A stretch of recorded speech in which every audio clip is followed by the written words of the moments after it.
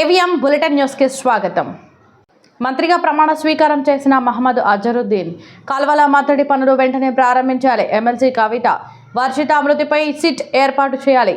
కొడిమ్యాల వరిధాన్యం కొనుగోలు కేంద్రాన్ని తనిఖీ చేసిన joint collector Latha. November 9న కాంగ్రెడ్ Chandra Pulla Reddy.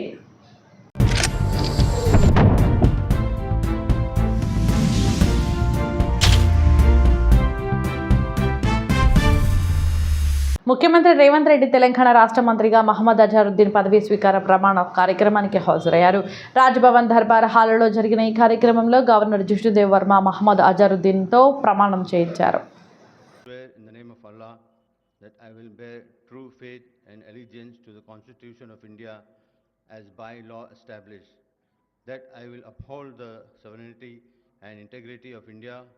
That I will faithfully and conscientiously discharge my duties as Minister for the state of Telangana, and that I will do right to all manner of people in accordance with the Constitution and the law without fear or favor, affection or ill will.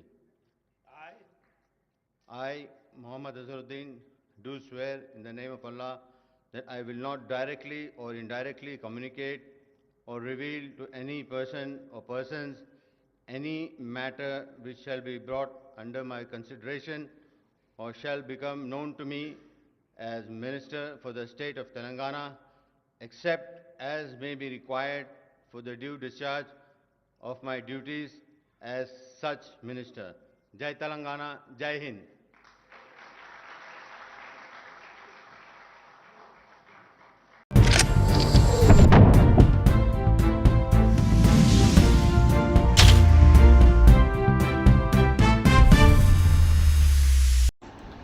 Karimnagar జిల్లా శంకరపట్నం మండలంలోని కొట్టుకుపోయిన కల్వల మత్తడిని తెలంగాణ జాగృతి అధ్యక్షురాలు MLC కవిత పరిశీలించారు. 3 సంవత్సరాలుగా మరమ్మతులు జరగకపోవడంపై అసంతృప్తి వ్యక్తం చేస్తూ గత ప్రభుత్వం మంజూరు చేసిన 70 కోట్ల జీవోను పునరుద్ధరించి పనులు తక్షణం ప్రారంభించాలని కోరారు. మత్తడి ద్వారా 6,000 ఎకరాలకు సాగునీరు అందుతుందని, వందలాది రైతు కుటుంబాలు దీనిపై ఆధారపడి ఉన్నాయని తెలిపారు. మోంతా తుఫాను ప్రభావంతో నష్టపోయిన రైతులకు ఎకరాకు 50,000 పరిహారం ఇవ్వాలని డిమాండ్ చేశారు. రైతుల పట్ల మానవతా దృక్పథంతో ప్రభుత్వం స్పందించాలని, రాజకీయాలను పక్కన పెట్టి చర్యలు తీసుకోవాలని కవిత పిలుపునిచ్చారు. పెరస్థాన లొల్లితోని పని ఎవరు చేస్తలేరు. అట్లా కాకుండా దయచేసి 6,000 ఎకరాలు పారాలే. వందలాది రైతు కుటుంబాలు దీని మీద ఆధారపడి ఉన్నాయి. కాబట్టి కాంగ్రెస్ ప్రభుత్వం సీరియస్గా తీసుకొని త్వరితగతిన ఇదివరకు ఇచ్చిన 70 కోట్ల జీవోను పాస్ చేయాలి, మత్తడి పనులు తొందరగా పూర్తి చేయాలని నేను కోరుతా ఉన్నాను. ఎందుకంటే ఇది రాజకీయాలకు సంబంధించిన విషయం కాదు, రైతులకు సంబంధించిన విషయం. రైతు ఎవరికైనా రైతే, ఆయన పని చేయకపోతే, ఆయన పండియకపోతే మనకెవరికి కూడా తినడానికి తిండి ఉండదు. కాబట్టి రైతు లేనిదే రాజ్యం లేదని చెప్తా ఉంటాం. అది నిజం చేయాల్సిన టైం ఇప్పుడు వచ్చింది. పార్టీలకు అతీతంగా ఆలోచించి తొందరగా ఇప్పుడు రిపేర్ చేయించవలసిందిగా, ఈ కల్వల డ్యామ్ని రిపేర్ చేయించవలసిందిగా మత్తడిని నేను కోరుతా ఉన్నాను.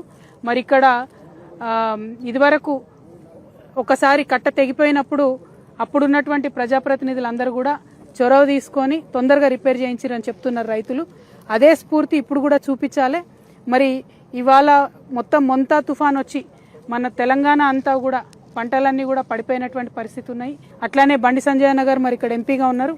మీరు కేంద్రంలో కూడా ఏదైతే పంట నష్టం ఇప్పించేటటువంటి అనేక పథకాలు ఉంటాయో ఆ పథకాల ద్వారా త్వరితగతిన మన ప్రాంతం రైతుల్ని ఆదుకోవాలని చెప్పి డిమాండ్ చేస్తూ ఉన్నాను. ఎట్ ద సేమ్ టైం ఈ కట్టడానికి బండి సంజయ్ గారు కూడా మీరు మీ లెటర్ రాయండి, మీ ఇన్ఫ్లుయెన్స్ చేయండి, సీఎం గారితో మాట్లాడండి, ఏదో ఒకటి చేయండి, కానీ ఈ మత్తడిని తొందరగా రిపేర్ చేయించమని డిమాండ్ చేస్తున్నాను.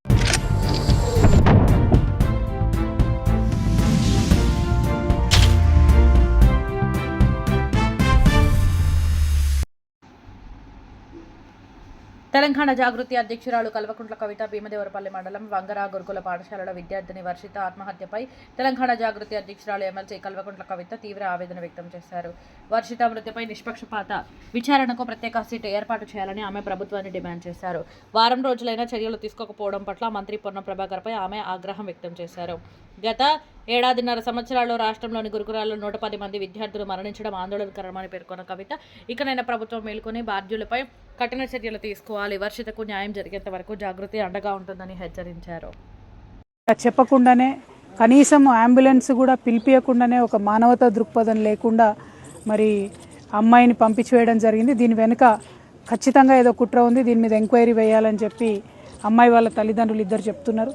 నేను ఎన్నిసార్లు అడిగిన అమ్మాయి వాళ్ళ తల్లిదండ్రులు ఇద్దరు ఒకటే మాట చెప్తున్నారు, మాకు కలిగిన దుఃఖం మరెవరికి కలగకూడదు, మేం పడుతున్న బాధ ఇంకెవరికి పడకూడదు, మాకు న్యాయం జరగాలి, ఏం జరుగుతుందో తెలియాలంటున్నారు. ఇవాళకి 8 రోజులైంది.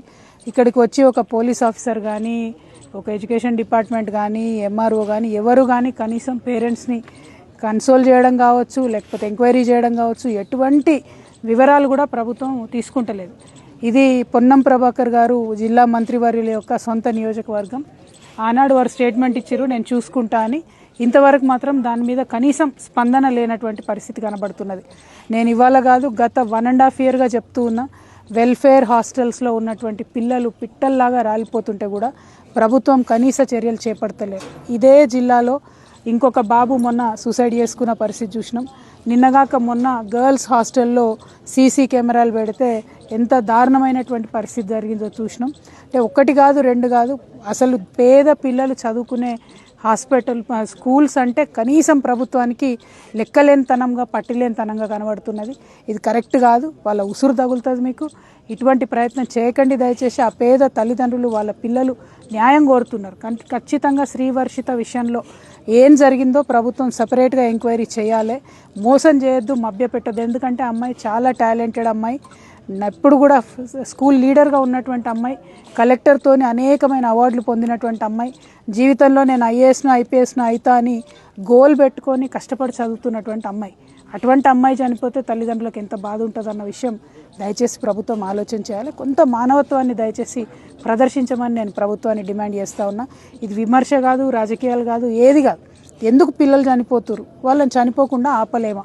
దయచేసి ఇది ఒకటి ప్రభుత్వం ఆలోచన చేయాలని చెప్పి నేను కోరుతున్నా.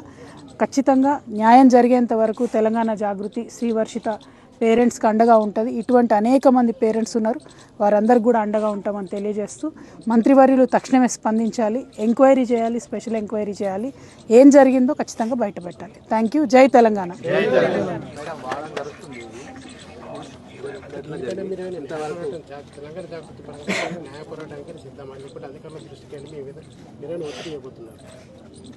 వన్ అండ్ హాఫ్ ఇయర్లో దాదాపు 110 మంది పిల్లలు చనిపోయినండి వెల్ఫేర్ హాస్టల్స్లలో.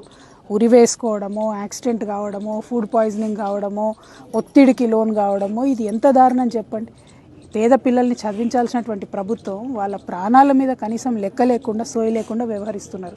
ప్రభుత్వం ఇట్లానే నిమ్మకు నీరెత్తినట్టు ఉంటే ఖచ్చితంగా న్యాయ పోరాటం చేయాల్సినటువంటి పరిస్థితి వస్తుంది.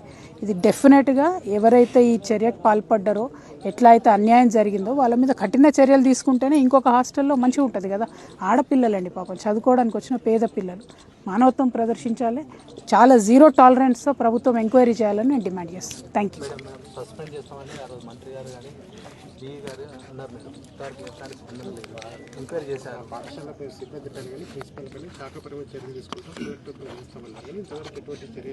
ఎగ్జాక్ట్లీ నేనేమంటున్నా అంటే, ఈ అమ్మాయి హిస్టరీ, అమ్మాయి అకాడమిక్స్, ఆమె టాలెంట్ ఇవన్నీ చూస్తే మాత్రం ఆ అమ్మాయికి బాగా ధైర్యం ఉంది. సూసైడ్ చేసుకునే పరిస్థితి కనబడతలేదు. గంట ముందు పేరెంట్స్కి ఫోన్ చేసింది. ఆ గంటన్నరలో ఏం జరిగిందన్నది తెలియాలంటే స్పెషల్ ఇన్వెస్టిగేషన్ వేయాల్సిందే. ఒక సిట్ వేసి దర్యాప్తు చేయండి. ప్రత్యర్థుల మీద, ప్రతిపక్ష పార్టీల మీద సిట్టులు వేయడం కాదు. పేద పిల్లలు చనిపోతుంటే ఎందుకు జరిగిందన్నది ఎంక్వైరీ చేయండి.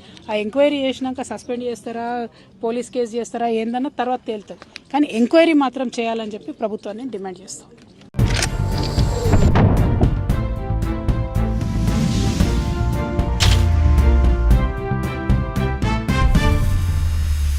జగిత్యాల జిల్లా కొడిమియాల మండల కేంద్రంలోని సెర్ప్ ఐకేపీ వరిధాన్యం కొనుగోలు కేంద్రాన్ని జాయింట్ కలెక్టర్లు అర్థ సందర్శించారు. కొనుగోలు కేంద్రం నిర్వాహకులను ఎంతమంది రైతుల ధాన్యం వచ్చింది, తేమ శాతం వంటి వివరాలు అడిగి తెలుసుకున్నారు. ఈ కార్యక్రమంలో food inspector Narasimhaswamy, DTCS Katta Vishnu, RI Rajaram, APM Mallesham, CC Srinivas, VOA Annapurna, కొనుగోలు కమిటీ మెంబర్, రైతులు, గ్రామ పాలనాధికారి తదితరులు పాల్గొన్నారు.